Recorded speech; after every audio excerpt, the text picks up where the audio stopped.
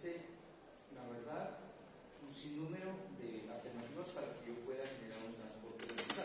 Una de ellas, nosotros las conocemos, son los ascensores, las escaleras, que ustedes ya las manejan suficientemente. Sin embargo, en principio vamos a hacer precisamente una revisión del tema de escaleras para que tengamos unos criterios más amplios, ¿de acuerdo?, de cómo poder hacer un planteamiento, digamos, adecuado de las escaleras, que tener en cuenta con relación a la huella, contrahuellas, descansos, con relación a las circulaciones, los espacios o los vacíos que se destinan para las escaleras, etc. Y la segunda parte, que para mí es la más importante, donde vamos a hablar específicamente acerca de ascensores y cómo vamos a predimensionar ascensores. ¿Cuál es el objetivo final? Que en cada uno de sus proyectos, sea que lo necesiten o no, planteemos finalmente la solución de un ascensor. ¿De acuerdo? Hay muchos proyectos que ustedes tienen, creo que viviendas están como en 3 pisos, normativamente pues no se requiere, pero para el ejercicio lo tenemos que hacer. Para el ejercicio desde la asignatura, al final yo voy a solicitar precisamente que se haga esto, ¿no? Bueno, lo primero que tenemos que decir es que con base en lo que nosotros conocemos como un edificio no solamente es aquel componente material que hace parte de un proyecto arquitectónico, de un proyecto estructural. Encontramos 4 elementos básicos que constituyen un edificio en altura y que van a necesitar precisamente de estos sistemas de transporte vertical.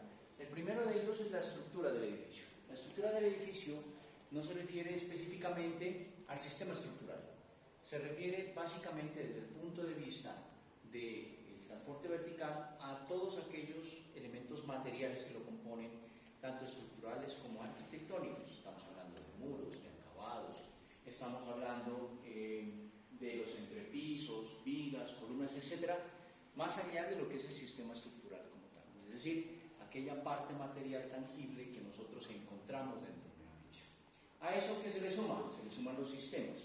Entonces, dentro de los sistemas, pues ya nosotros vemos que tenemos dentro de un edificio sistemas eléctricos, sistemas hidráulicos, sistemas como el que vamos a ver ahora, de transporte vertical, sistemas de protección contra incendio, sistemas de calefacción, ventilación, aire acondicionado, lo que usted le quiera sumar o lo que como tal un edificio necesite, de acuerdo al proyecto. Entonces hay proyectos de todo tipo. Muy posiblemente un edificio de vivienda necesitará muy pocos sistemas. Tal vez estamos hablando únicamente de posiblemente sistemas eléctricos, sistemas de servicios públicos básicos como acueducto, alcantarillado, gas, etc. Pero si nos vamos a trasladar, por ejemplo, a un proyecto hospitalario, ¿no es cierto? Ya hablamos de sistemas de cableado estructurado, hablamos de sistemas de seguridad, de control de acceso, protección contra incendios, de ventilación mecánica, de gases medicinales, etc. O sea, cada proyecto es muy variado en cuanto a los sistemas que puede tener, ¿no? Y eso es parte de la estructura del edificio. Tercero, los servicios básicos que presta el edificio. Cuando hablamos de servicios básicos, estamos hablando específicamente de todos aquellos servicios que yo puedo prestar dentro de un edificio. Por ejemplo, todo el tema de la automatización, los sistemas de circuitos cerrados de televisión, todo lo que tiene que ver con limpiezas, estacionamientos, telefonía, etc. Eso ya son servicios que presta el edificio. Y como cuarto componente, y tal vez el más importante que articula todo, que es la administración. ¿Y por qué la administración es supremamente importante? Y si hablamos de transporte vertical, mucho más importante, porque la administración es la que se encarga de coordinar todo, ¿no es cierto? Es un edificio, sobre todo cuando hablamos de edificios en altura y más cuando tienen propiedad horizontal, requieren absolutamente una administración que esté pendiente de cuáles son las variables como el mantenimiento, los inventarios, los análisis de las tendencias de administración y la coordinación entre todos esos sistemas, la estructura que acabamos de mencionar, ¿no? En el caso del transporte vertical esto es obligatorio. ¿Por qué? Porque la administración es quien va a velar porque ese sistema de transporte vertical, específicamente de ascensores, funcione perfectamente, que se hagan los mantenimientos adecuados, que al final lo vamos a mirar también, y que esté siempre de una manera funcional dentro del edificio.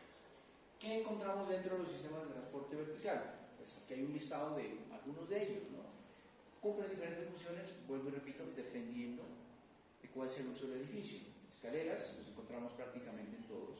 Rampas, en la última entrega que tuvimos, algunos proyectos fallaron en no incluir rampas, ¿no es cierto?, sobre todo los de equipamiento, donde básicamente esto es obligatorio por temas de normatividad universal, de inclusividad y accesibilidad.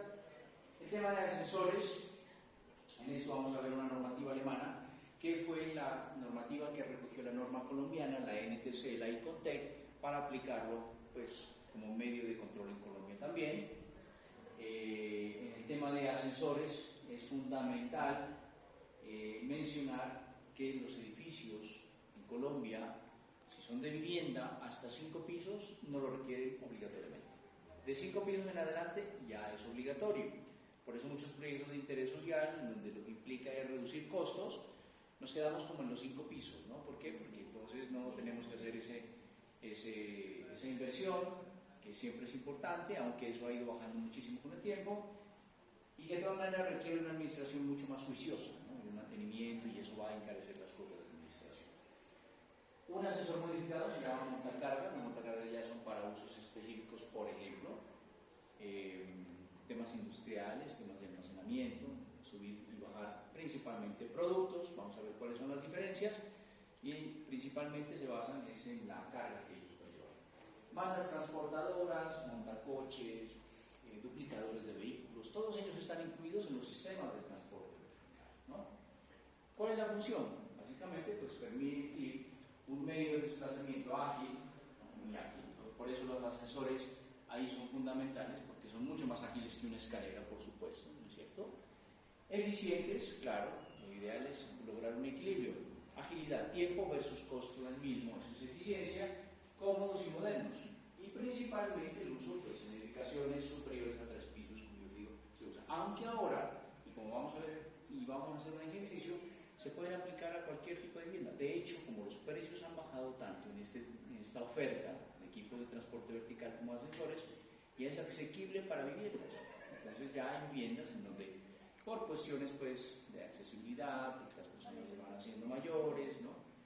Requieren ya y no quieren pasarse en un edificio, requieren instalar un ascensor. Eso ya es asequible, antes no se podía pensar siquiera en eso, ¿no?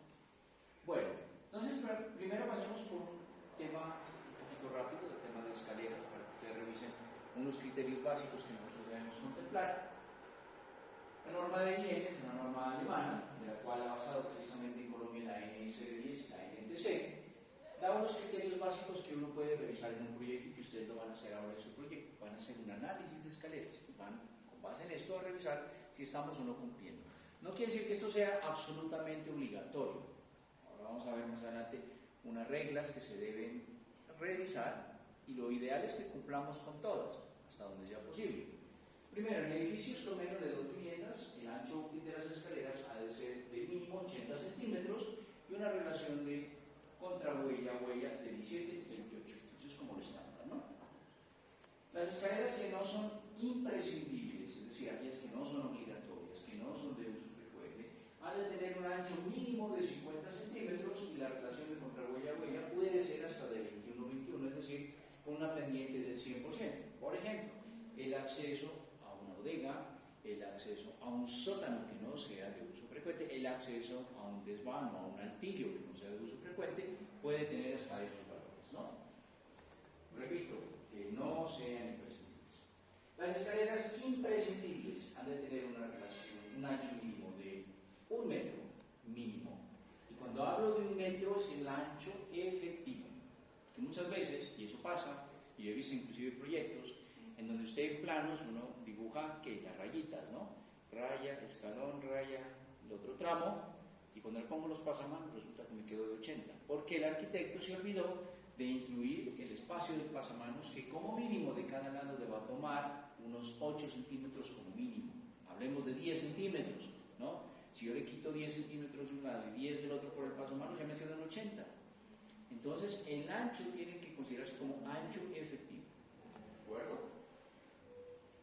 Esas van a tener un ancho de 1 metro efectivo y una relación de contrahuella-huella nuevamente de 17-28. ¿De acuerdo?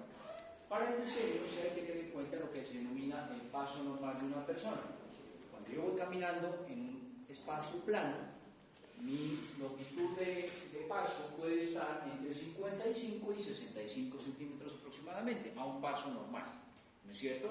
Lo ideal es que eso se replique cuando yo voy subiendo una escalera para mantener el mismo ritmo. Y por lo tanto existe una condición de fórmulas, vamos a ver, la una es la de la longitud media del paso, la de seguridad y la comodidad, que nosotros debemos revisar para ver si estamos cumpliendo o no con nuestro diseño de escalera.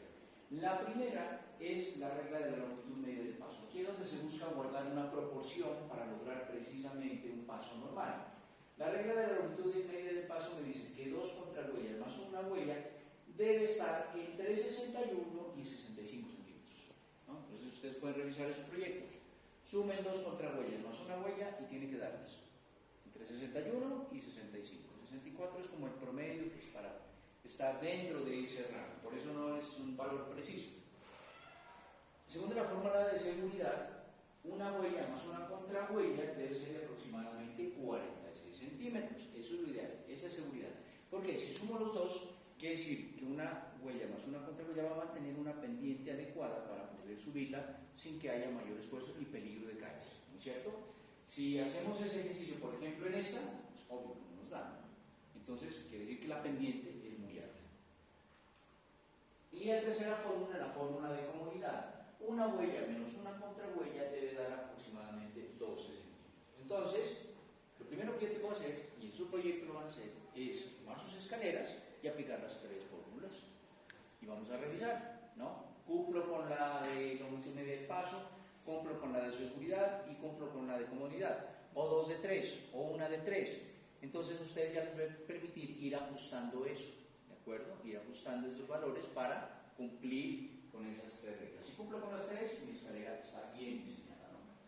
Las escaleras que están situadas en una caja de escaleras con un ancho superior a 1.25 metros se van a calcular en función de la evacuación, es decir, que aquí ya entra el título J, ¿no? Las escaleras de evacuación son escaleras presurizadas, son escaleras que tienen un núcleo específico, un vacío específico para escaleras y que se van a calcular en función del número de personas. Ya son escaleras mucho más grandes, pues, que requieren la norma por condición obligatoria, ¿no? Los tramos de escaleras tendrán mínimo 3 peldaños, entonces ahí se convierte en una escalera, y máximo 18 peldaños. No puede hacer una escalera de un tramo recto de 18 peldaños o 19, porque eso ya implica un esfuerzo mayor. Y aquí lo que estamos buscando al transportarnos verticalmente es reducir el esfuerzo posible, por eso existen precisamente los ascensores. Si se pasa de 18 peldaños, ¿qué hay que hacer? Descansos. Entonces, mejor una de 19 la divido en una de 10, por ejemplo, descanso y 9. ¿De acuerdo? Entonces, eso me va a cambiar, por supuesto, la geometría de la escalera. La longitud de los descansos, ¿no? Lo ideal es cumplir con esta regla. 2 contrahuellas más 2 huellas, ¿no? Eso es como la longitud mínima que debe tener un descanso frente a una escalera. Cuando yo estoy planteando la que les acabo de mencionar, 9 peldaños, descanso, 10 peldaños, ese descanso va a tener como mínimo la longitud de 2 contrarhuellas más 2 huellas, ¿no?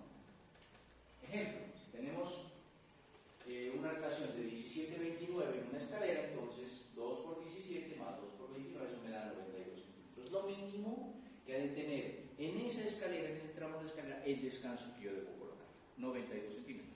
Pero vamos a ver más adelante que ese valor de 92 puede variar por muchos otros factores, como la presencia de un ascensor, como el transporte de muebles, como el tema de evacuación, puede variar y siempre hacia más, o sea, siempre a ser mucho más grande, ¿no?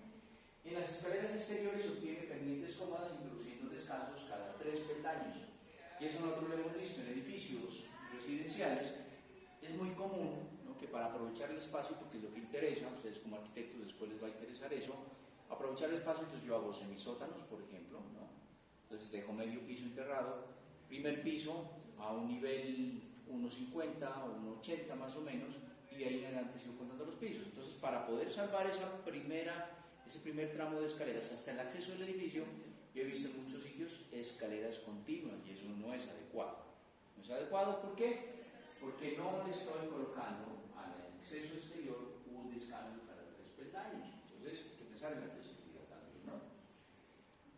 Eso hace de que en un teatro, por ejemplo, en un jardín, la ascensión sea lenta para que las pendientes sean más suaves y por lo tanto también estoy cumpliendo con la fórmula de seguridad. ¿De acuerdo? El ámbito de la escalera. El ámbito es el espacio efectivo, el espacio libre, como yo les digo, ¿no? De acuerdo a la norma vigente, el ancho útil de una escalera es la luz libre entre pasamanos y pasamanos. Entonces habrá que estudiar y habrá que pensar, y hay cosas que a veces a uno se le escapan. Desde un principio, cuando estoy planteando mi escalera, en mi diseño arquitectónico, ¿qué tipo de pasamanos voy a utilizar?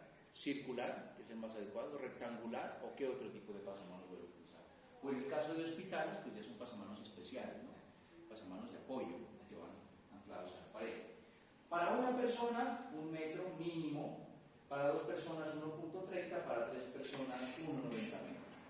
Entonces, hay que ver. En el tema de equipamientos, es muy común que suban varias personas y bajen varias personas al tiempo. Entonces, ya no voy a poder tener una escalera de 1 metro. ¿No es cierto?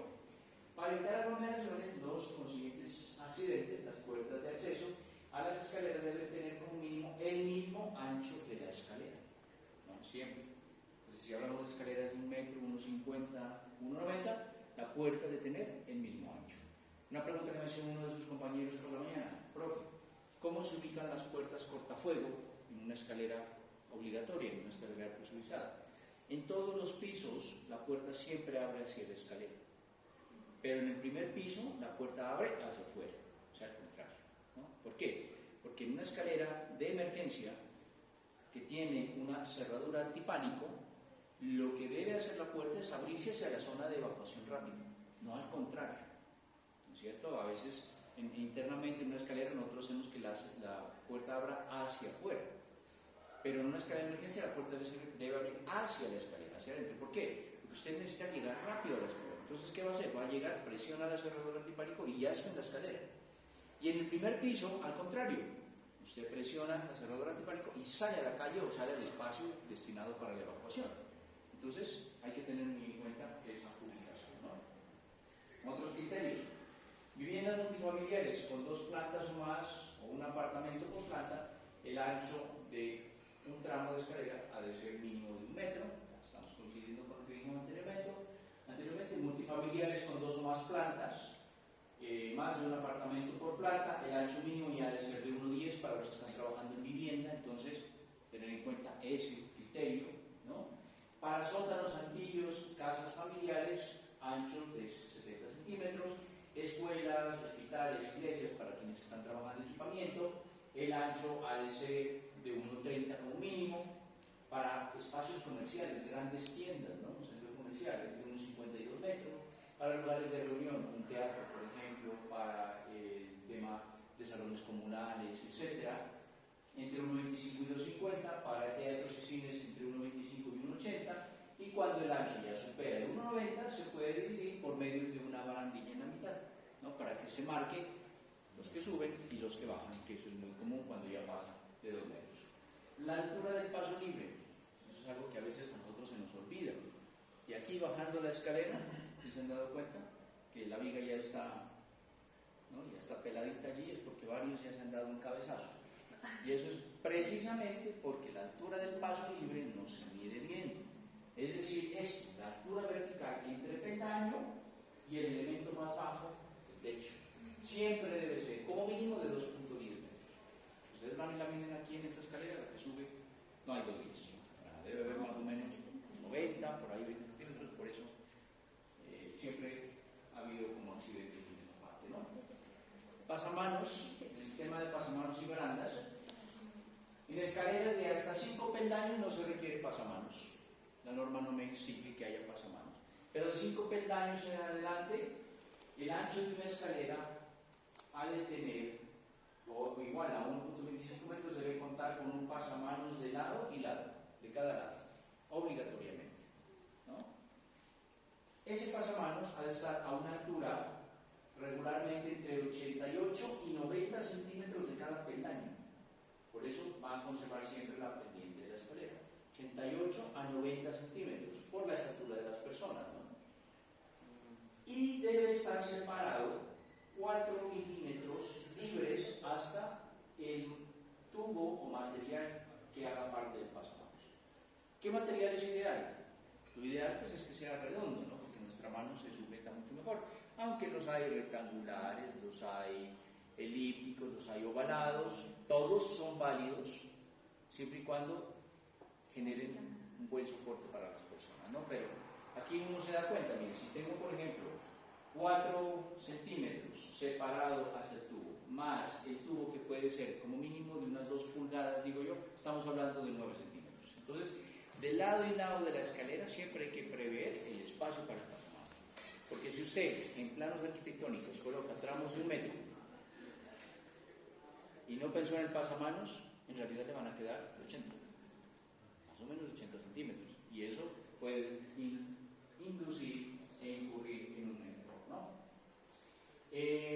Aumentar la pendiente disminuye la longitud de los pasos. Pendientes cómodas, para el caso de rampas, están entre el 10 al 15%, y hablando de escaleras, debemos de tener pendientes que no van a superar pues, los más o menos, ¿no? Una pendiente del 50% es una escalera de buena proporción. Aquí vemos, miren el espacio de la pasamano, que está a 90 centímetros, siempre conservando la pendiente.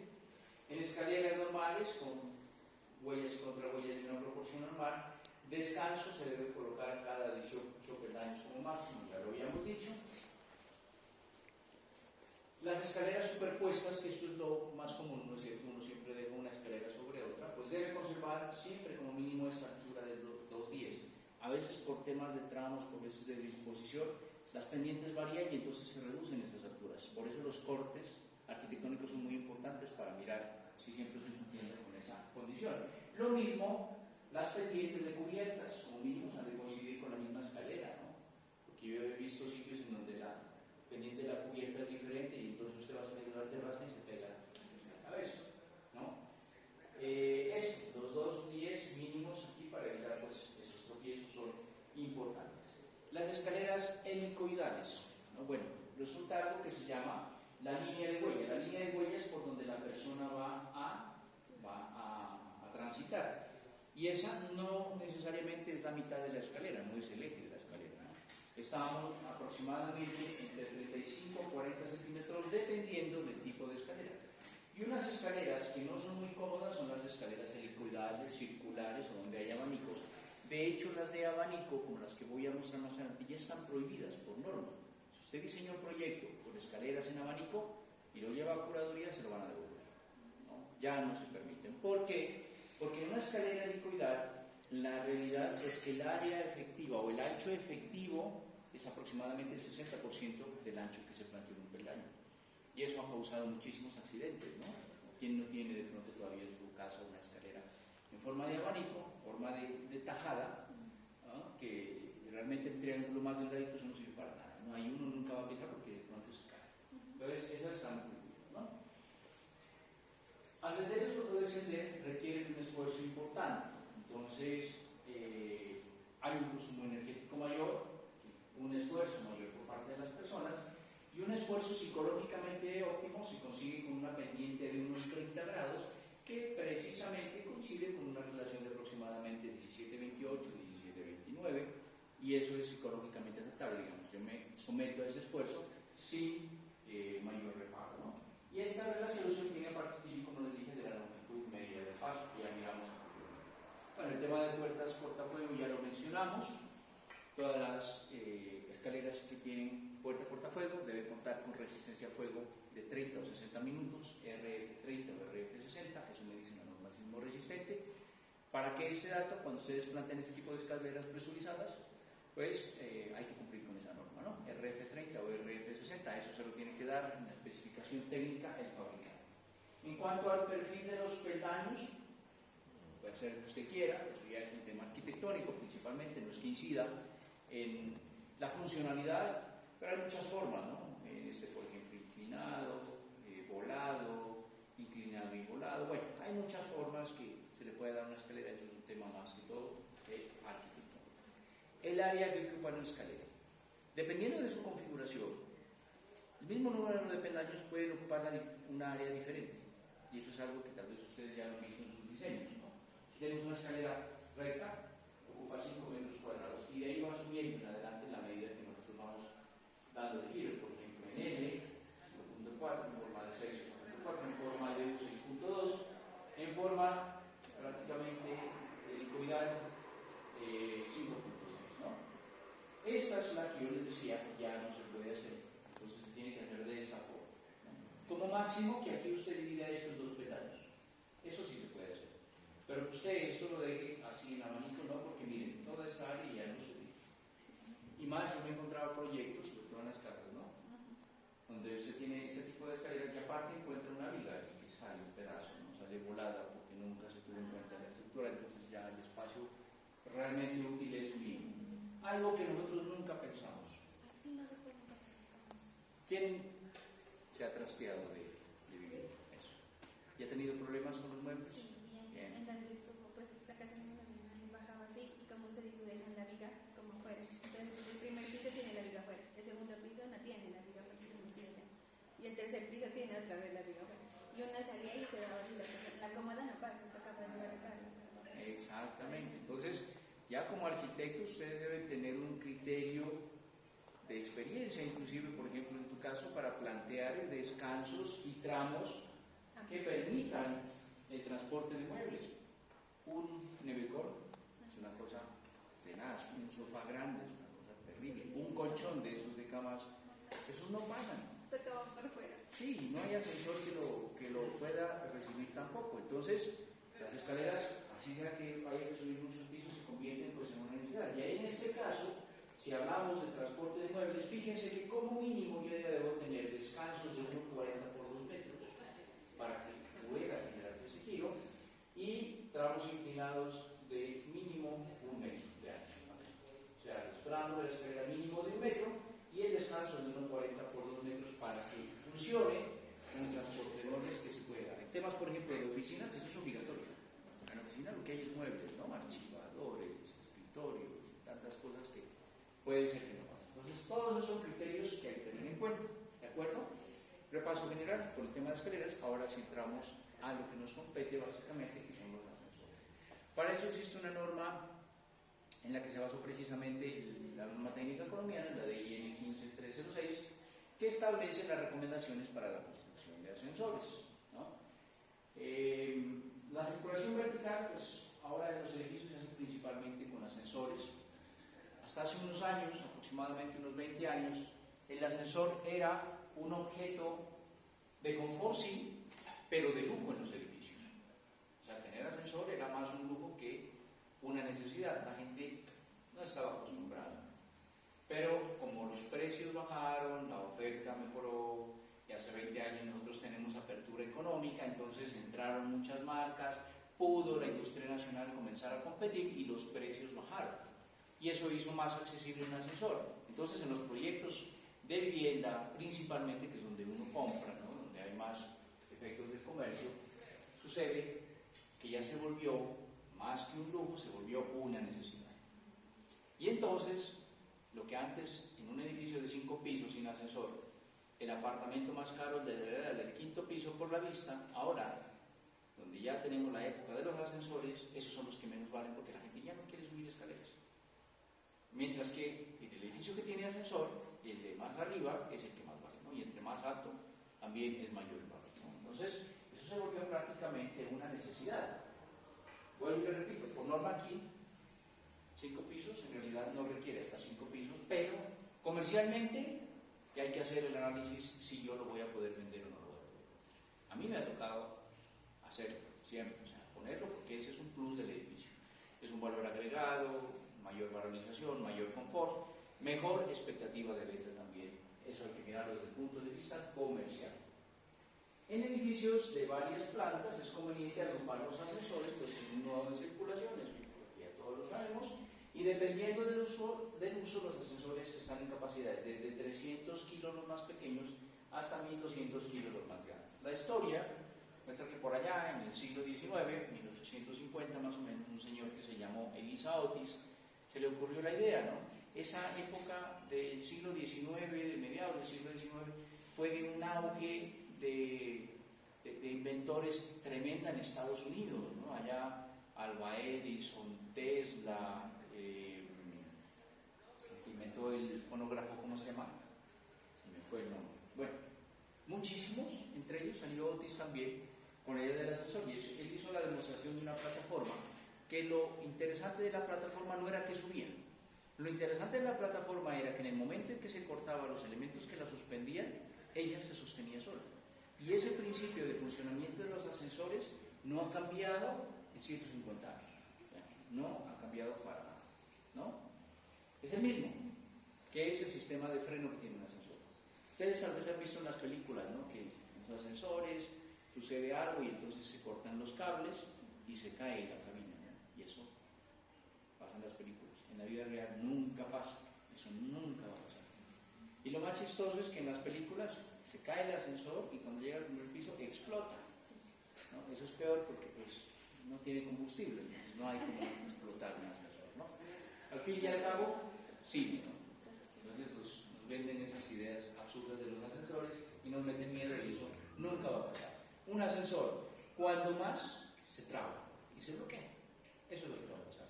Y para que un ascensor y una cabina se caiga, hay que sumar 100 factores al mismo tiempo.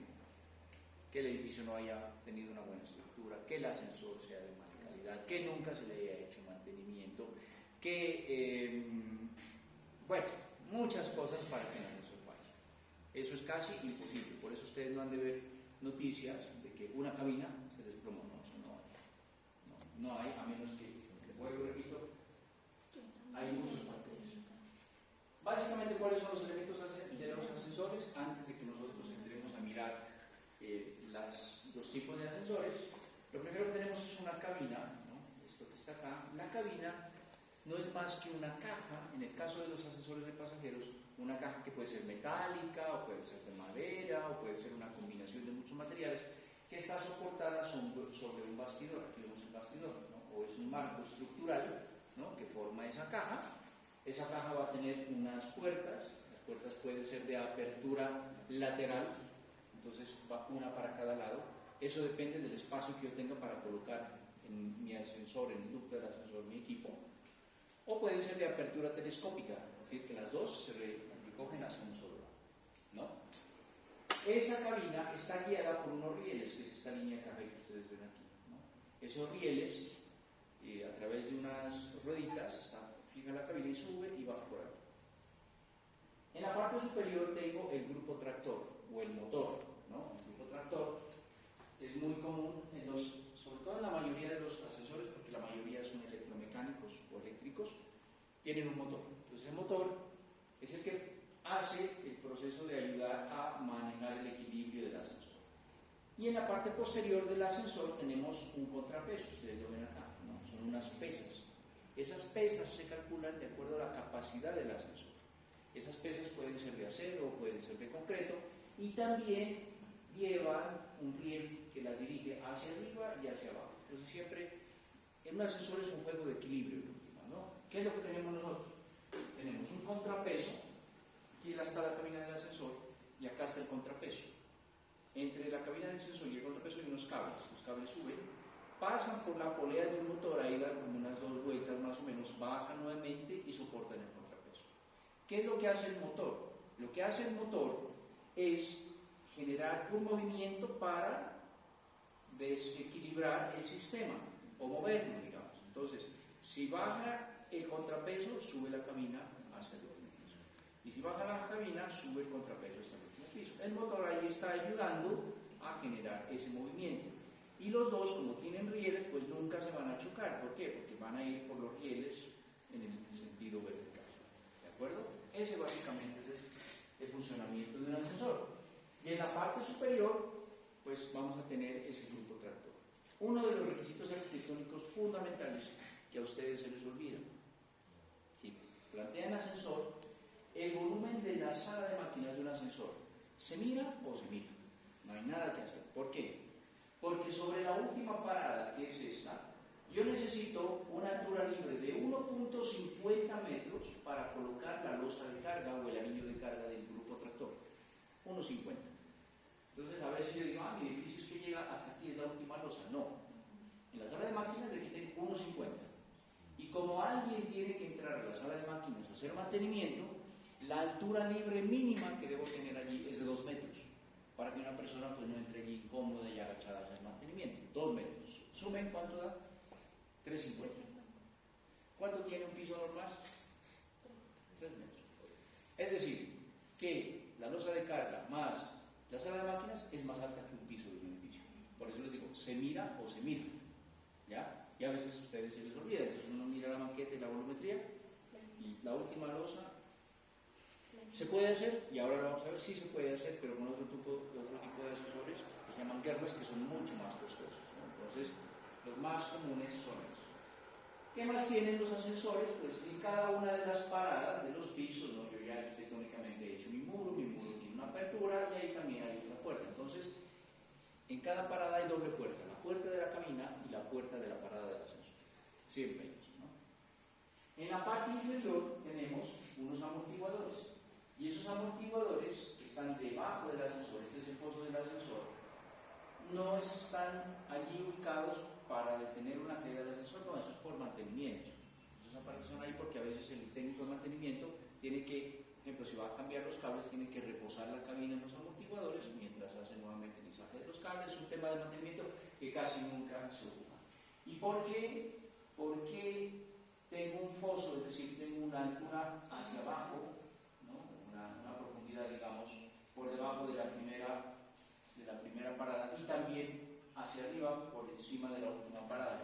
Tengo ese sobrealto, digamos, ese sobre longitud, porque es necesario para poder nivelar el ascensor, ¿no? Un ascensor, para poderse nivelar, pues necesita un espacio más hacia la parte inferior y hacia la parte superior para ese juego con el contrapeso de equilibrio poder nivelar las paradas. ¿De acuerdo?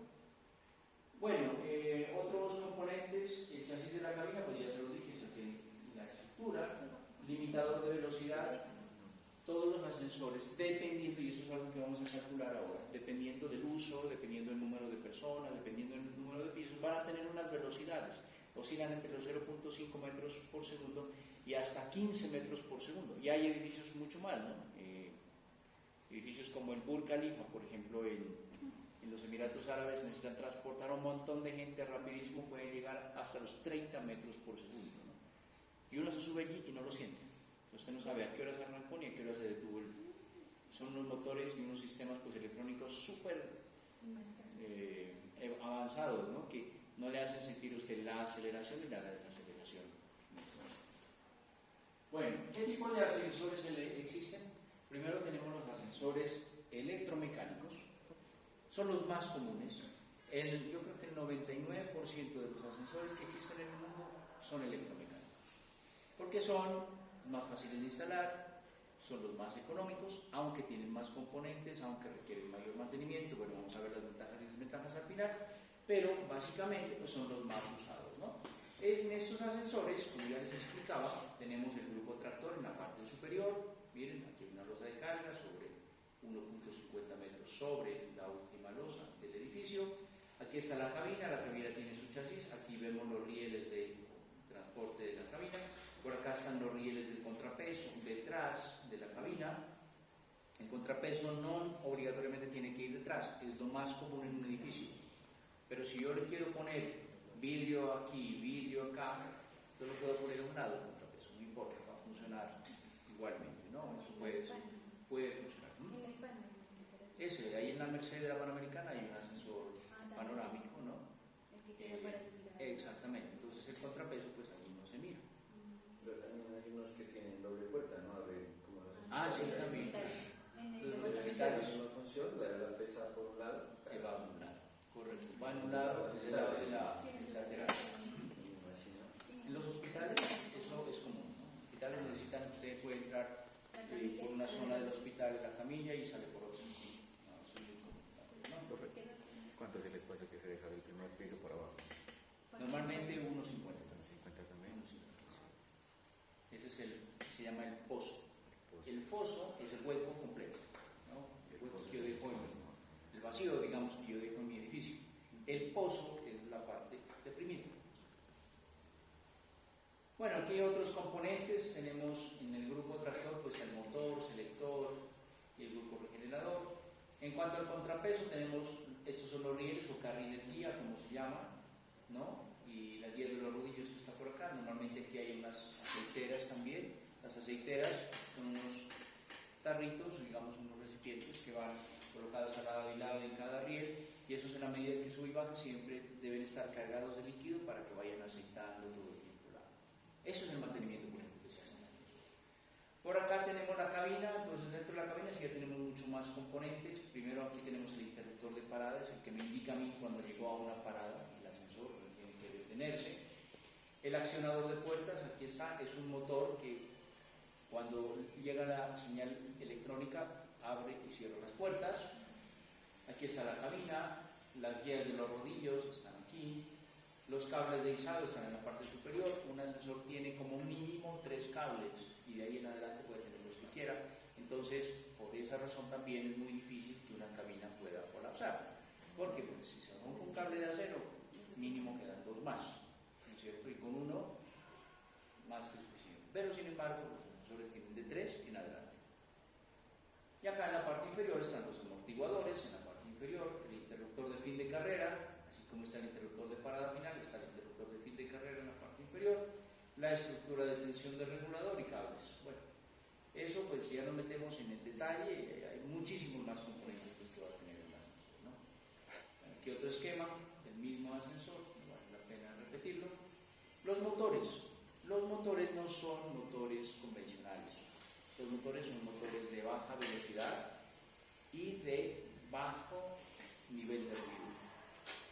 No es un motor cualquiera. Los motores de los ascensores, los que yo he instalado, por ejemplo, son motores italianos. Los italianos son muy buenos, son muy silenciosos, son muy confiables, no se dañan, duran muchos años, no requieren mucho mantenimiento. Digamos, el movimiento es constante. Bueno, aunque ahora en el mercado hay motores chinos, ¿no? Los chinos han invadido el tema de los ascensores también. Aquí ustedes en el motor pueden ver precisamente la polea que yo les digo por donde van los cables. Esta es la polea. Aquí va el cable, esta es la que viene de la cabina, sube, da la vuelta y baja el contrapeso.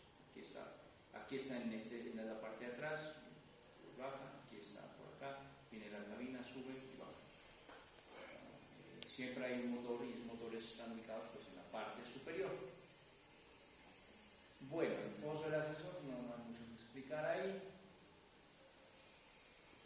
Si ustedes no quieren que ese volumen de 4 metros sobresalga en la fachada de su edificio, en el volumen de ese edificio, hay una opción que son los ascensores electromecánicos sin sala de máquinas. Son los famosos ascensores Gerlers, ¿no? Vayan a Unicentro, y en Unicentro hay ascensores Gerlers. ¿Ustedes han visto salas de máquinas en esos ascensores? No, porque hasta ahora no se habían detenido a pensar en el ascensor, pero ahora cuando vayan van a hacer la tarea, ¿no? Eso, usted llega ahí, segundo piso, y entonces uno dice la sala de máquinas, ahí está ubicado el motor a un lado, ¿no? Ahí está a un lado. Es una tecnología diferente, con un motor diferente, pero se requiere una serie de poleas, más caro el mantenimiento, más costoso el equipo, por eso no es muy común, porque cuesta el doble de lo que vale un ascensor convencional. Entonces, ¿existe la opción? Sí, pero no es muy común, ¿no? Los otros tipos de ascensores que existen son los ascensores hidráulicos, ¿no? Bueno, aquí vamos a ver 3 tipos básicamente, pues nuestro otro bien novedoso. Los ascensores hidráulicos se basan en el principio del trabajo necesario para mover un objeto, producto de la fuerza y la distancia que debe empujar un émbolo o un pistón. Funcionan con un líquido incompresible, normalmente es un aceite impulsado por una bomba y un motor, que transmite la fuerza y permite que una pequeña fuerza aplicada a un émbolo, como no sé si de pronto en el colegio ustedes hicieron el ejercicio de las jeringas que uno lo ponían en física, ¿no? A ver, el tema del empuje, una jeringa chiquita acá, una jeringa grande acá, uno empujaba la chiquita y subía un peso más grande. Lo mismo pasa acá. Una bomba muy pequeña mueve un fluido hidráulico que mueve un gran pistón, un émbolo, y entonces permite subir esa cabina y bajar la cabina, ¿no? Subirla es cuando se genera pues, la impulsión. Después se abre una válvula, regresa el aceite a su contenedor y baja la cabina, sencillamente, ¿no? Entonces, esto permite que una pequeña bomba, puede estar ubicada acá o en una sala de máquinas muy chiquita, mueva un equipo pues, mucho más grande. Aquí vemos el ejemplo, esta es la bomba, ¿no? Aquí tenemos el cilindro, dentro del cilindro está el pistón, esta parte azulita. Acá tenemos el depósito de fluido, aquí está el fluido, el depósito de fluido, toda esta zona, la bomba rotativa, y tenemos el fluido hidráulico. Entonces esta bomba impulsa el fluido, sube el pistón y el ascensor va a subir. Entonces esto es telescópico. Puede ser telescópico, es decir, un pistón sobre otro pistón para alcanzar cierta altura. De ahí ya podemos imaginarnos que esto va a tener un límite, ¿no es cierto? Porque si el pistón yo lo tengo que enterrar, pues voy a tener que hacer un hueco en el suelo. Y ya para un edificio de 10 pisos, pues ya me queda difícil hacer un hueco también de mínimo 5 pisos, ¿no? Si es entonces ya la cosa se vuelve complicada, por eso no son tan. Dos veces en proyectos pequeños vamos a ver las ventajas y desventajas. Estos son, desde el punto de vista del mantenimiento, requieren menos mantenimiento, son mucho más silenciosos, mucho más precisos, pero también mucho más costosos, ¿no? Este es el principio que les decía, el ejercicio que nosotros de pronto hicimos alguna vez en el colegio, ¿no? Jeringas, impulso por un lado, entonces sube el otro, etc. Entonces, ese juego es el que nosotros hacemos, ¿no? Desarrolla velocidades bajas relativamente por el fluido que tiene que llevar allí. Entonces, el fluido, pues al entrar de cambiar de espacio de un espacio de un contenedor hasta el pistón, pues se demora y entonces la velocidad que puede lograr es hasta de 1 metro por segundo. Ese también es un limitante. Entonces, en edificios de varios pisos que yo requiera evacuar mucha gente, yo no puedo variar la velocidad con un ascensor hidráulico. No lo voy a poder variar. Y eso es un limitante también. Es ascensorizar. Entonces, aquí vemos el ejemplo. Hasta el pistón, miren, el pistón sube debajo de la cabina, lo sube y lo baja pues, a través de ese. Y pues los equipos sí son muy sencillos, ¿no? Tienen menos componentes que el depósito de aceite, la válvula y la bomba, y no es más. No tenemos tantos componentes como en el electromecánico. Aquí vemos de impulsión directa, se clasifican en dos tipos, de impulsión directa y de impulsión indirecta. El de impulsión directa es aquel en donde el pistón llega directamente a la superficie inferior de la cabina, lo sube y lo baja, o sea, está enterrado debajo de la cabina. Y hay otros que son los de impulsión indirecta, en donde los pistones están a los lados y a través de un sistema de poleas permiten subir y bajar la cabina, pero igual que los anteriores, pues tienen su limitante. Entonces vemos aquí, los pistones están a los lados y a través de una serie de poleas permiten subir y bajar la cabina, ¿no? Bueno, detalles ahí de ese tipo de pistones, de ascensores, digamos, mira, aquí están de impulsión indirecta, aquí están los pistones a los lados, en la parte posterior. Aquí vemos también de impulsión indirecta, la apertura. Este es un ascensor de apertura telescópica, si ustedes se dan cuenta, la puerta, ¿no?, se retrae hacia un solo lado, mientras que el de acá es de apertura lateral, las puertas se retraen a ambos lados. ¿Cuál requiere más espacio? Este requiere por lo general más espacio, ¿no? Otro tipo de ascensores son los ascensores neumáticos. Esto es una nueva tecnología. Esto creo que nació hace unos 5 años y la han ido evolucionando y se ha vuelto muy común para edificaciones pequeñas, sobre todo edificaciones residenciales, por el tema de accesibilidad para personas con alguna condición, con alguna discapacidad, o si yo me voy haciendo viejito y ya me cuesta trabajo pues, subir las escaleras, eso es muy común. Los ascensores neumáticos, esta es una foto de la feria, ahora que estuve en Bogotá los pude probar, bastante interesante, que se va a hacer un principio muy sencillo. El principio de la alta presión y baja presión. En otras palabras, esto también es una bomba, como esas bombas de bicicleta, cuando uno infla una bicicleta. Cuando succiona, lo que hace al usted succionar la bomba de bicicleta es sacar el aire hacia afuera. Y aquí tenemos precisamente eso. Aquí lo puedo explicar mejor. Esta es la primera parada, aquí tenemos nuestro entrepiso. Miren, acá está la segunda parada, este es el segundo entrepiso. Entonces, cuando yo comienzo a extraer el aire, por diferencia de presión, acá abajo va a entrar aire a presión normal, a presión atmosférica, mientras que acá está en baja presión y lo succiona la cabina. Y después sucede lo contrario. Se libera la bomba de succión en la parte superior y el aire que está aquí bajo presión atmosférica comienza a trabajar a alta presión, a salir por un orificio y no sale de una vez. Eso genera que el ascensor vaya bajando, la cabina baje despacio mientras va saliendo todo el aire, ¿no? Muy particular, costoso, sí, muy costoso. Vale lo mismo que un ascensor electromecánico para un edificio, pero me pareció muy práctico. Esto mide 80 centímetros, el área suficiente para que pueda entrar una silla de ruedas y pueda subir una persona, ¿no? Ese es un ascensor neumático de las últimas tecnologías que yo he visto. Bueno, aquí hay un resumen de los componentes, no vale la pena que nos pongamos a leer todo eso. Los monta montacargas son ascensores de carga, como lo indica. Pueden ser electromecánicos, pueden ser hidráulicos. Los electromecánicos normalmente tienen un motor eléctrico, ese sí no necesita ser ni silencioso, ni muy preciso, necesitas tener fuerza, no más. Esos son motores eléctricos que funcionan a 220, normalmente unos 2 a 4 caballos de fuerza, y que lo que hacen es subir y bajar una plataforma. Y ahí pues tampoco requiero yo ni espejo, ni luces, nada de eso. O sea, ya la cabina, no hay cabina en realidad, o puede haber una cabina, pero una cabina muy austera, ¿no? Que solamente sirve para subir y bajar. Y acá tenemos un hidráulico, miren, de impulsión indirecta. Miren, aquí está el pistón, si lo alcanzan a ver, acá tenemos las poleas y esto permite subir y bajar a través de esas poleas la plataforma también, ¿no? Ese es un montacargas.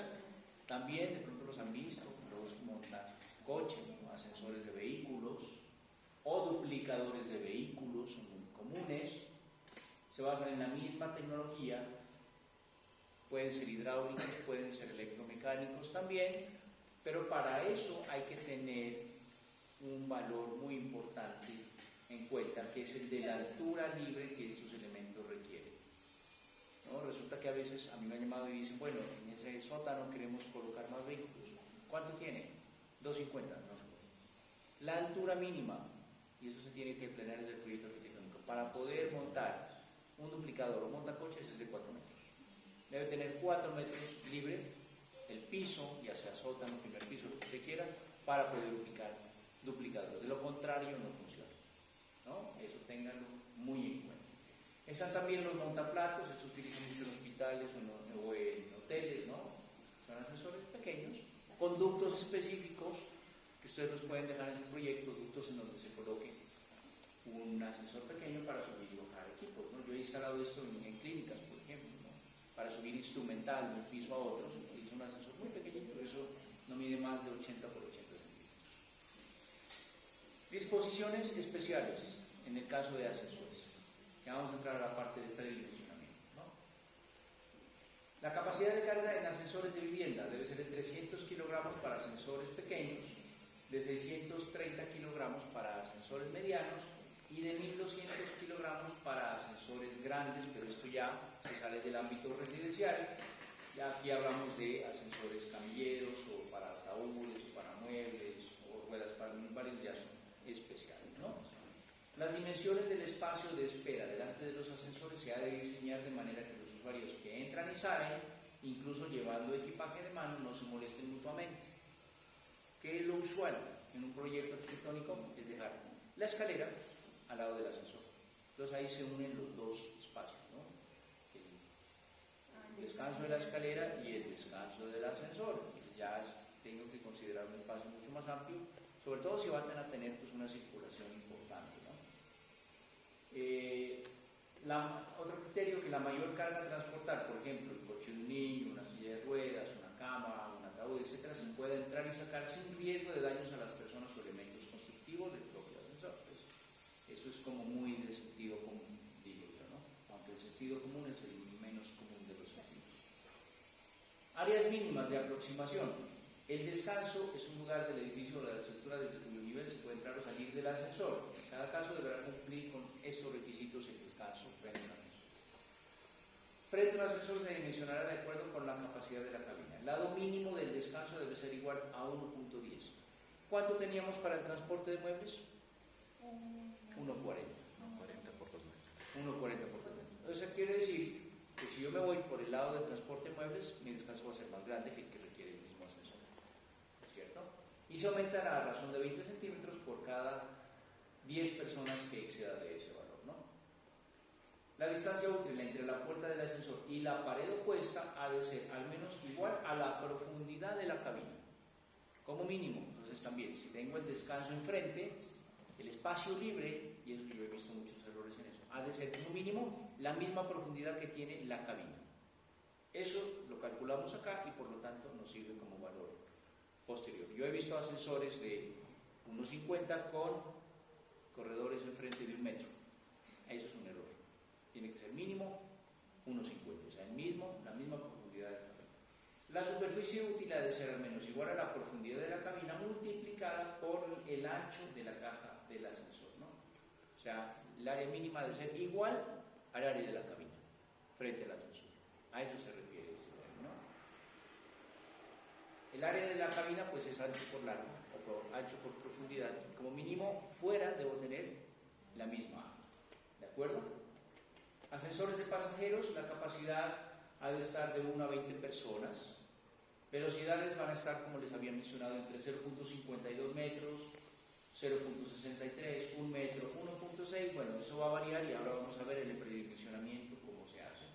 La tecnología de accionamiento puede ser eléctrico con o sin cuarto de máquinas o hidráulico también con o sin cuarto de máquinas, cualquiera de los que acabamos de ver, ¿no? Para hospitales pues ya existen otros criterios. Tómenle una fotico a esto.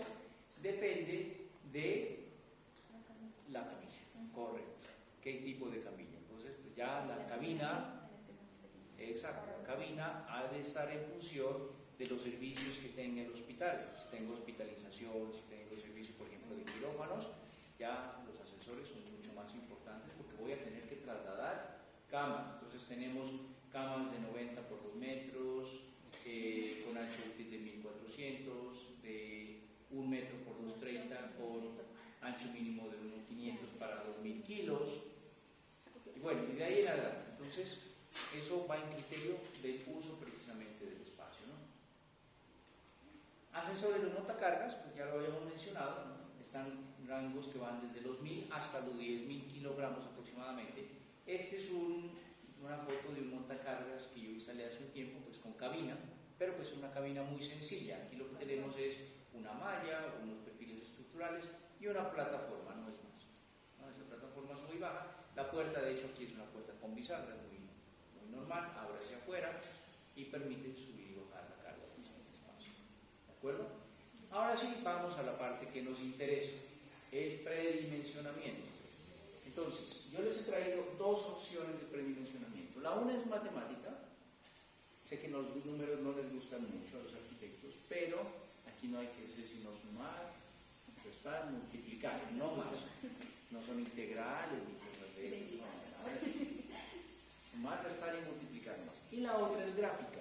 A mí en lo personal me gusta esta, la numérica, la matemática, porque le da una mayor precisión. La gráfica, por el mismo hecho de ser gráfica, o se puede ir por mucho, por demás, o muy por debajo. Entonces eso puede llevar a un error, ¿no? En cambio, tenemos datos verídicos del proyecto. ¿Cuáles son los requisitos para el predimensionamiento de ascensores? Tengo unos requisitos que yo puedo conocer de mi proyecto, que son los 3 primeros, y otros que yo voy a conocer de unas tablas que ya están dadas acá y ahora se voy a buscar, ¿no? ¿Cuáles son los requisitos que yo debo conocer de mi proyecto? Inicialmente, la superficie de cada piso. ¿Lo puedo sacar? Claro. Se escoge en AutoCAD, polilínea, a losa de su piso y listo.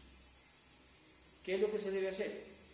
Por ejemplo, si tengo un edificio de 5 pisos, entonces área del primer piso, del segundo piso, tercer piso, cuarto piso, quinto piso, sumo y divido entre 5. Eso me da un promedio.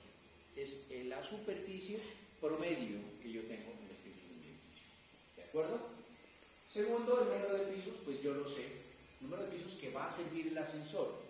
Porque hay proyectos en donde yo tengo, por ejemplo, 5 pisos más un altillo.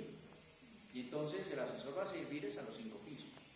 Ya no va a servir al altillo, ¿cierto? Entonces el número de pisos en ese caso sería 5.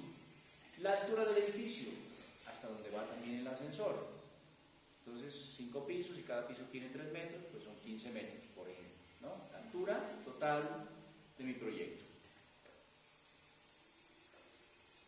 Y otros datos que ya surgen de unas tablas, que ahorita vamos a analizar, que es la velocidad del ascensor en metros por minuto, la tengo que escoger en función de la ocupación, el porcentaje de personas a trasladar en 5 minutos, esto se llama capacidad de tráfico, también dependiendo del uso del edificio, el tiempo de espera, cuánto tiempo yo debo esperar, eso también en función del uso del edificio, una cosa es para vivienda, y otra cosa es para oficinas, pues entenderemos que en una oficina yo tengo afán, ¿no? Entonces el tiempo de espera va a ser menor, y la densidad poblacional, es decir, metros cuadrados por persona, que también depende del uso del edificio. O sea, todo depende del uso del edificio mediante unas tablas, ¿no? Aquí vemos primeramente la primera tabla de referencia, ¿no? La capacidad de personas en el edificio, la superficie por metro cuadrado, dependiendo del uso. Bancos, hoteles, oficinas, talleres, requieren 2 metros por persona, ¿no? 2 metros por persona. Velocidad del ascensor también depende del número de pisos del edificio. De 2 a 5 debe ser de 45 a 60 metros por minuto y de ahí en adelante. Entre más pisos, pues más rápido va el ascensor también, para poder evacuar a las personas más rápidamente. Entonces, de 2 a 5 pisos, la velocidad del ascensor está entre 45 a 60 metros por minuto aproximadamente.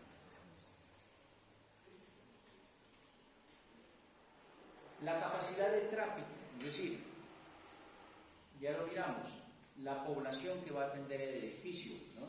Y la capacidad de tráfico se da para una razón de 5 minutos, o sea, cuántas personas puede atender en 5 minutos. Ese valor es en porcentaje, y ese porcentaje puede ser superior al 100%. No se vayan a asustar si de pronto en algún cálculo, en un ejercicio, me da el 280%. De hecho, ahora vamos a un ejercicio y nos va a dar bastante. Eso quiere decir que un ascensor en 5 minutos puede transportar más del número de personas que ocupan el edificio. Y eso es muy común. En un edificio de oficinas, por ejemplo, no. Puedo tener yo 2 personas por oficina, pero el ascensor transportó en 5 minutos a 100 personas. Entonces es más del 100% de la ocupación del edificio. ¿De acuerdo? Ese valor se da en porcentaje. Y el tiempo de espera. El tiempo de espera también se da de acuerdo al uso. Para oficinas y vivienda es entre 30 a 45 segundos, para edificios residenciales de 60, para hospitales de 45, para otros pues de 45 se queda ahí el valor. Como máximo el tiempo de espera, no puede superar eso, ¿no? 45 segundos. Entonces, el proceso de determinación lo vamos a hacer por pasos. El primero es determinar el tráfico, es decir, el número de personas que se pueden transportar en 5 minutos. Y para eso utilizo esta fórmula. El número de personas es igual a la superficie por el número de pisos por el porcentaje de personas que puedo transportar en 5 minutos dividido entre los metros cuadrados por persona. ¿No? Todos esos datos los conocemos, tranquilos, ahora vamos a hacer el ejercicio, lo vamos a entender mejor. El segundo paso es calcular el tiempo de viaje. El tiempo de viaje va a ser igual a 2 veces la altura dividido entre la velocidad. Entonces, eso quiere decir, si yo voy a ir del primer piso al 5.º piso, el ascensor va a tardar un tiempo en, estoy aquí en el primer piso, presiono el botón, el tiempo de espera está entre que se abra la puerta, que las personas entren, se cierren las puertas, ¿no es cierto?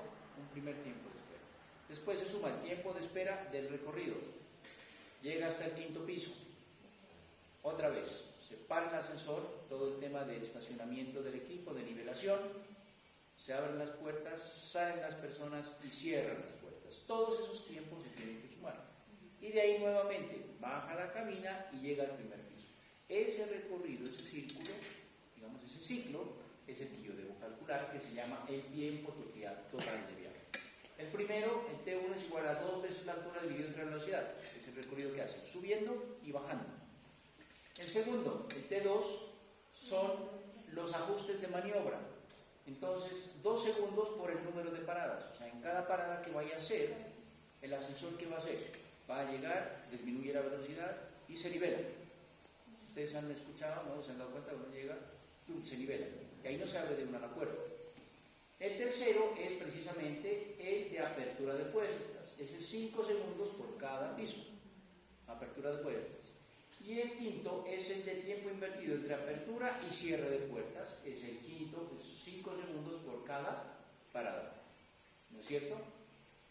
Entonces el tiempo total es igual al T1 más el T2 más el T3 más el T4. Y eso lo damos precisamente en las tablas. Ya después nos queda calcular el número de ascensores. Pues es igual a ¿qué? Al tiempo total de viaje que se requiere en ese ascensor dividido entre el tiempo de espera. Entonces el tiempo total de viaje dividido el tiempo de espera me da a mí el número de ascensores que yo requiero en mi edificio. Puede ser que me dé 1, puede ser que me dé 2, 3, 4. Eso es algo bien importante. Ya ves, nosotros pensamos que en un edificio, un ducto de ascensor y ya. No. En vivienda es muy común que uno requiera 2, por ejemplo, dependiendo del número de pisos, del todos los valores que hemos visto acá. Y por último, el número de pasajeros. Entonces ya hemos calculado nosotros cuántos ascensores. Ahora me queda calcular es de qué capacidad debe ser cada ascensor, ¿no? El número de personas que caben en cada ascensor. Entonces en cada ascensor el número de pasajeros ha de ser igual al número, perdón, el número de ascensores, número de pasajeros por ascensor ha de ser igual al número de pasajeros que yo tengo determinado ya mediante mi tabla. En la primera fórmula lo hicimos, por el tiempo total de viaje dividido entre el número de ascensores, que lo acabo de calcular, por 18.000 segundos. Esa es la fórmula. Entonces, si tengo claras estas fórmulas, puedo seguir los pasos. Entonces, hagamos un ejercicio bien sencillo. Y esto es muy común, lo que vamos a hacer ahorita. Sucede que en construcciones ya existentes, ahora es muy común que las personas quieran instalar ascensores. Yo he instalado varios, porque lo que les decía, el tema de la comodidad, las personas van envejeciendo, entonces ya quieren que se plantee la opción de ascensores. Ese neumático me pareció una cosa espectacular para una vivienda. No hay que hacer huecos, no, solo hay que hacer un hueco en la losa pues, para poder pasar y el resto no es más. Muy sencillo, ¿no? Bueno, acá vamos a instalar uno convencional para hacer el ejercicio. Aquí tenemos el ejemplo de una vivienda. Esta vivienda es una vivienda que en primer piso tiene 86.6 metros cuadrados, en segundo piso tiene 78.2 metros cuadrados, porque tenemos un vacío sobre una doble altura sobre este estudio, un ejercicio muy sencillo, y se quiere instalarle un ascensor. En principio, pues la lógica me dice a mí, ¿no? ¿Cuántos ascensores hay que ponerle? Es uno. Hay pocas personas, pero vamos a hacer la verificación matemática. Sabemos que el primer piso tiene 86,60, el segundo 78,20, entonces la superficie, que es el primer dato, es igual a 83,60 más 78,20 dividido entre 2. Eso me da 82.42, aproximadamente 82 metros cuadrados. Ese es el valor inicial que yo tengo. Otro dato inicial, ¿cuántos pisos tiene el edificio? 2 pisos, ¿no? Entonces tenemos planta 1 y planta 2. Aquí lo vemos un poco más cerca. Tenemos un acceso, la escalera de acceso al segundo piso, por acá está la cocina, zona social, un estudio, y en segundo piso toda la zona privada, ¿no? 1, 2, 3, 4 alcobas, 2 baños, la escalera que llega por acá, y aquí tenemos un espacio del pasillo. Para mí, preferiblemente sería colocarlo como por aquí para que salga al corredor de la alcoba, por ejemplo. ¿Listo? Y la altura. Entonces aquí tenemos 2 pisos y la altura. Miren que la altura total hasta este punto, ¿no? Hasta acá, hasta donde tenemos un tanque, tenemos 7 metros, pero si le restamos la altura del tanque, hasta aquí, hasta la cubierta, tenemos 6 metros. La altura total de esa vivienda es de 6 metros, más o menos lo normal, ¿no? 6 metros. Entonces, primer paso, el tráfico. Vamos a calcular el tráfico. El número de personas que se puede transportar en 5 minutos. Acuerden la fórmula, el número de personas es igual a la superficie. ¿Cuánto era la superficie?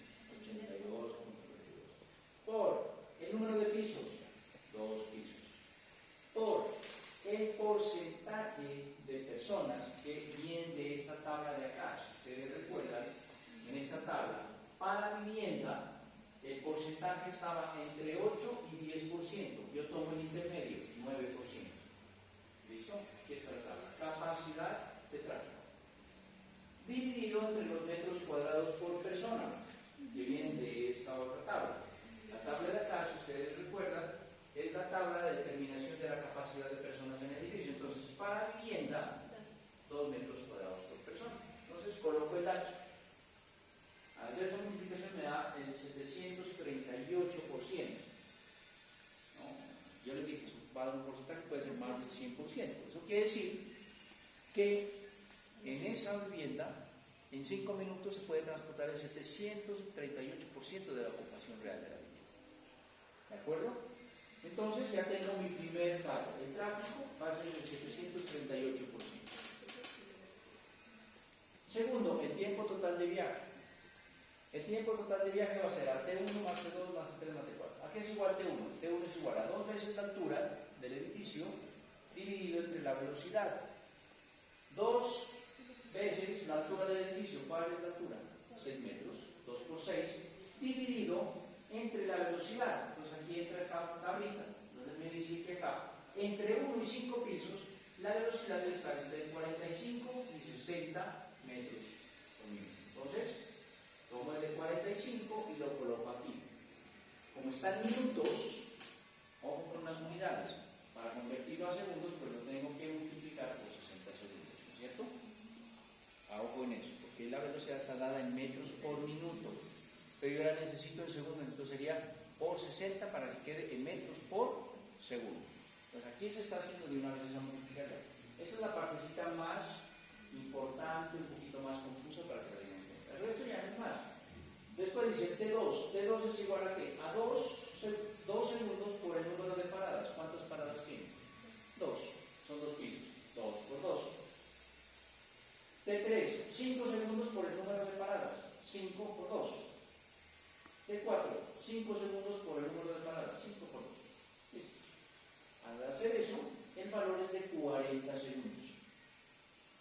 Es decir, que el tiempo que tarda el ascensor entre estar en el primer piso, abrir las puertas, que las personas entren, cierren las puertas, sube el ascensor, se nivele, abre las puertas, salgan las personas, cierre las puertas, baje el ascensor y se nivele, es de 40 segundos. ¿Es lo que se va a demorar en esa casa? Un viaje redondo. ¿De acuerdo? Entonces ya hemos calculado el tiempo total de viaje. Como ya sé el tiempo total de viaje, necesito el número de ascensores. El número de ascensores es igual al tiempo total de viaje dividido entre el tiempo de espera. Acuérdense que para acá, para edificios y oficinas, por ejemplo residenciales, está entre 30 a 45 segundos. Entonces, 40, que era el tiempo total del viaje, dividido entre 30 segundos, me da 1.33 ascensores. 1.33.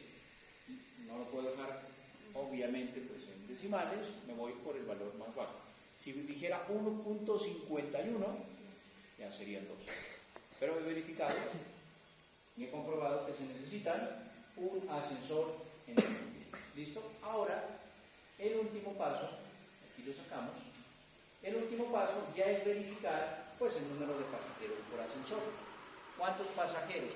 Y este dato, ¿por qué es importante? Porque si yo sé el número de pasajeros, puedo determinar las dimensiones de la cabina, el hueco que yo necesito o la cabina que yo necesito, ¿no es cierto?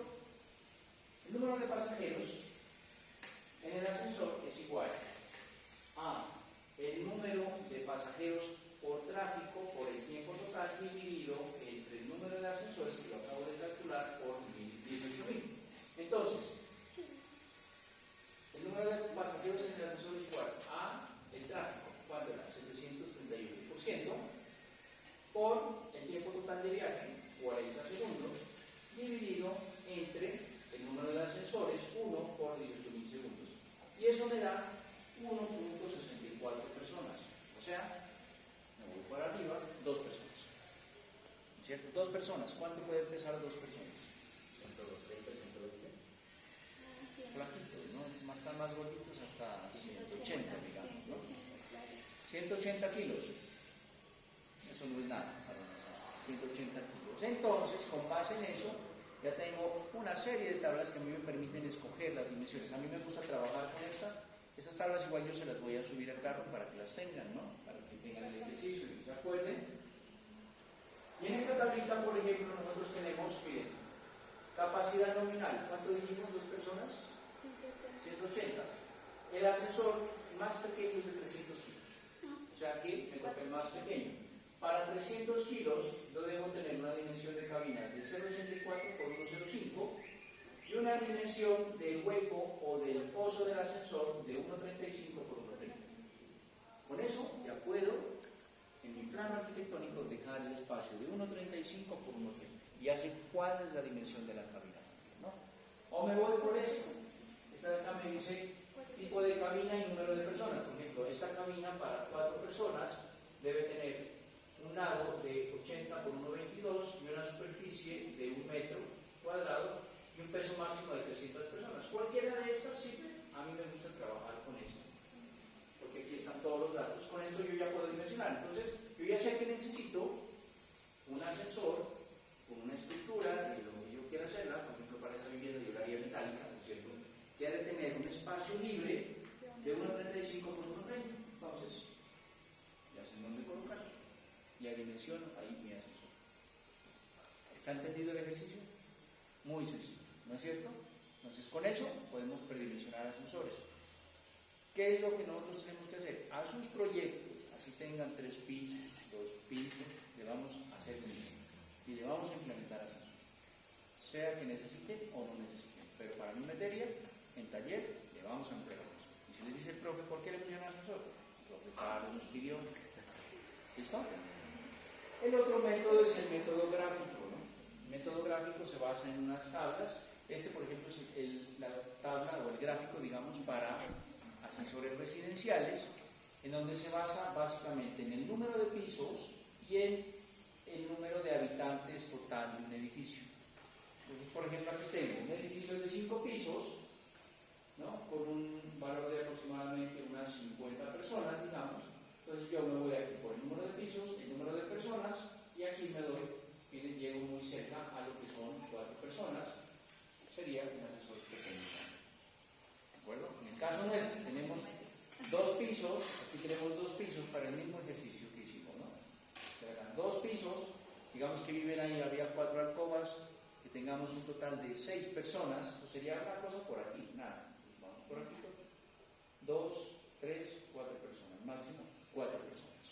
También nos da lo mismo, pero es posible que de pronto nos vayamos por demás o por defecto en caso de edificios más grandes. ¿De acuerdo? Entonces la tabla es muy sencilla de trabajar, pero a mí me gusta la matemática del más preciso. ¿Entendido? ¿Alguna inquietud? Bueno, entonces con eso, una vez que hago esto y he determinado el valor de pasajeros, yo me voy acá y digo, bueno, 4 personas, entonces el ascensor mínimo 400 kilogramos, y aquí están las dimensiones de la caja del ascensor y acá están las dimensiones de la cabina, ¿no? Aquí el pozo y acá la cabina, ya me dan las dimensiones, lo ubico en mi plano arquitectónico, así de sencillo. Los dos son válidos, pero pues, en mi caso, por tal vez ser ingeniero, yo me voy más por los números, me dan más confianza. ¿De acuerdo? Bueno, entonces con esto pasamos a ver el mantenimiento del ascensor. El mantenimiento del ascensor es un mantenimiento preventivo. Obligatoriamente, sí o sí, los ascensores deben tener mantenimiento mensual, como máximo mensual, ¿no? Por eso es importante la administración que mencionábamos en un inicio, ¿no? Porque si no hay administración, puede ser que los mantenimientos fallen. Hace un par de años yo escuché una noticia, no sé si ustedes escucharon de un caso que sucedió en Bogotá, de un accidente de un ascensor. Y les voy a contar la historia. Resulta que los ascensores tienen sistemas de seguridad. Y en el caso de sismos, por ejemplo, los ascensores pueden detectar una vibración fuerte y se paran. Por seguridad, de hecho, ustedes ven a la entrada de un ascensor, dicen, no use en caso de sismo, ¿no? Porque se queda atrapado, es obvio, se para el ascensor, se bloquea. Y en Bogotá, en un edificio como de 20 pisos, se subieron unos niñitos que regresaban a su apartamento de jugar y comenzaron a sentar en el ascensor. Y cuando iban como en el piso 11, creo, pues el ascensor sintió ya mucha vibración y se bloqueó. Y el ascensor no se bloquea, él no se nivela, él se bloquea. Si quedó a la mitad del piso, pues se quedó a la mitad del piso. El vigilante los miró por las cámaras de vigilancia, dentro del ascensor hay cámaras. Entonces lo miró, se quedaron allí y se fue comedido pues a rescatar. Entonces subió allá y tenía la llave de apertura, porque hay unas llaves especiales que permiten abrir las puertas manualmente. Entonces abrió las puertas, tomó al primer niño, la cabina estaba a esta altura, lo cargó, lo bajó. Y cuando él iba a coger al segundo niño, el niño se afanó a bajarse, me imagino que por el susto de no quedarse allí, y se resbaló y se fue por el ascensor y cayó en silencio. No, eso fue una noticia, no falló el ascensor. Entonces ahí la discusión legal era, bueno, ¿quién tuvo la responsabilidad? El ascensor falló, entonces estaba mal el ascensor, la empresa. El vigilante lo hizo intencionalmente, no, él fue a ayudar, pero tenía la preparación para hacerlo. La administración había preparado al vigilante para esos casos, estaba capacitado, digamos, para esos casos. ¿Cuál era el protocolo en esos casos? La administración mandó a hacer los mantenimientos adecuados al ascensor para que no se parara. Entonces entran ya muchas cosas en contexto, ¿no? Y pues eso creo que está allí todavía, no sé qué responsabilidad se haya determinado, pero en el caso de una situación como esas, se llama a la empresa del ascensor o a los bomberos. Solo los dos son los capacitados para poder acceder. Mientras tanto, pues les toca quedarse ahí encerrados, ¿no? Por eso el mantenimiento preventivo es fundamental. El mantenimiento preventivo, allí hay un contador de viajes en el ascensor que va a decir, bueno, cada tantos viajes hay que cambiar los cables, cada tantos viajes hay que cambiar las aceiteras, cada tantos viajes hay que reemplazar los sensores de las puertas, etcétera. Todo eso tiene que hacerse. Si hay un descuido en eso, claro que puede haber, no accidentes de que se caiga la cabina, no creo. Primero va a fallar otra cosa antes de que se caiga la cabina. Primero, por ejemplo, no se va a comenzar a nivelar bien, las puertas no se van a abrir o se van a bloquear, ese tipo de cosas puede pasar antes de que... Pero el mantenimiento es... Y el mantenimiento correctivo, pues ya se da cuando las cosas son críticas, ¿no? Cuando ya se necesita cambiar algún componente electrónico, eléctrico, mecánico del ascensor. Eso ya lleva pues a condiciones mucho más estrictas en cuanto a los gastos. Y créanme, porque una vez a mí me pasó en un edificio que construí, algo pasó en la cubierta y se rebosó un canal y le cayó agua al módulo electrónico de la sala de máquinas. Y ese aparatico costó 12 millones de pesos. Entonces, salió caro el chiste pues, de no haber hecho de pronto un mantenimiento de la sala de máquinas, qué sé yo, ¿no? Eso hay que tenerlo muy en cuenta en esto. Bueno, estos son los temas después de escaleras. Leamos y hagamos un comparativo entre las fortalezas y debilidades o ventajas y desventajas de los dos más comunes que nosotros vimos, los electromecánicos y los hidráulicos. Entonces veamos las ventajas de los sensores electromecánicos. Las ventajas son más económicos en su instalación, sí, son capaces de soportar tráfico y uso intenso, son mucho más rápidos, y las velocidades pues son mucho mayores, ¿no? Necesitan menores potencias de trabajo para desarrollar el mismo recorrido. Mientras que dentro de las desventajas tenemos que la menor precisión de la parada son cables y el cable se estira, es acero, de todas maneras, ¿no? Entonces si lleva mucha carga el cable se estira y puede ser que no se nivele. De hecho necesitan los ascensores electromecánicos por el mantenimiento preventivo siempre estar nivelando las paradas, siempre tienen que estar haciendo eso. Son más bruscos en los arranques y en las paradas también, ¿no? Uno siente a veces el arranque, requiere mayor mantenimiento, requiere espacios especiales para la sala de máquina y tienen la posibilidad de quedarse detenidos entre los pisos, pues por falta de mantenimiento, o por lo que yo acabo de comentar. Los ascensores hidráulicos tienen algunas ventajas, son más suaves y arrancan las paradas, es un líquido, es un fluido, ¿no? Entonces eso hace que sea muy fácil nivelarlo. No tiene nivelaciones más precisas, porque allí nada se va a estirar, o sea, el líquido es incompresible, por lo tanto va a ser muy preciso.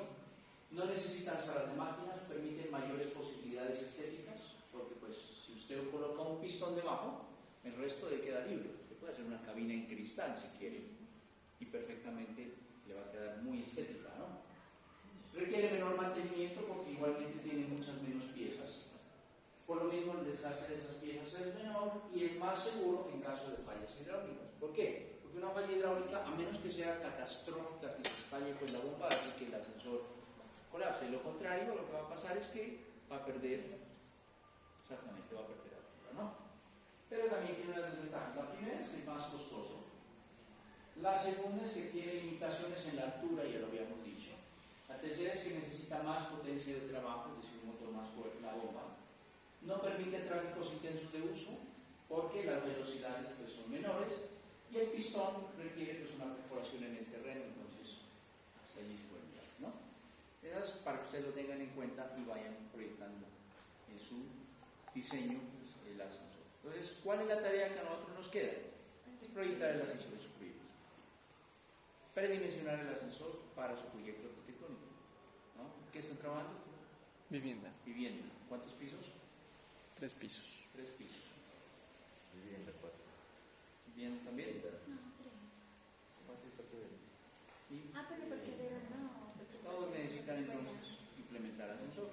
Vamos a hacer el procedimiento matemático y gráfico. ¿Listo? Eso es lo que vamos a hacer.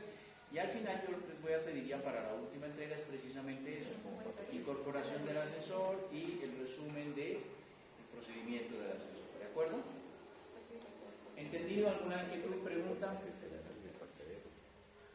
¿O está todo claro hasta allí?